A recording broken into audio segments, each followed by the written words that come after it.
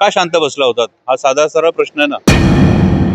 केंद्रीय गृहमंत्री येणार होते, तिथेच एक घाव दोन तुकडे झाले असते ना. वाघ्या कुत्र्याला हटवण्याच्या मागणीवरून समिती स्थापन केली जाणार असल्याचं फडणवीसांनी सांगितलंय.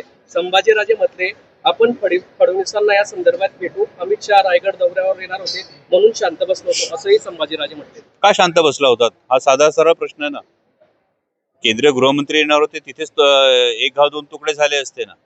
विनाकारण देशासमोरच्या राज्यासमोरच्या महत्वाच्या प्रश्नांकडून विषयांतर करून इतर विषय समोर आणण्याचा तर हा कोणी पडद्या आडून हा डाव खेळत नाही ना. हा हा संशय इथे अशा वेळी यायला नक्कीच वाव राहतो.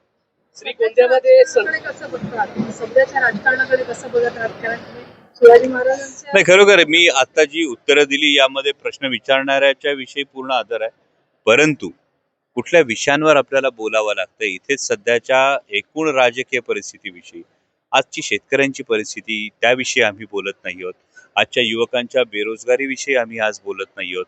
आज आर्थिक मंदीची जी परिस्थिती आहे, एकूण जे ग्लोबल पॉलिटिक्स आहेत, या ग्लोबल पॉलिटिक्सचा नक्की देशावर काय परिणाम होणार आहे यावर आम्ही बोलत नाही आहोत. ज्या स्टार्टअप इंडियाचे ढोल वाजवून ज्या योजनेची सुरुवात झाली, यानंतर माननीय मंत्री महोदय स्वतःच स्टार्टअप का महाकुंभ मध्ये या योजनेचं काय फेल्युअर आहे याच्यातली एक एक गोष्ट बोलून दाखवत आहेत.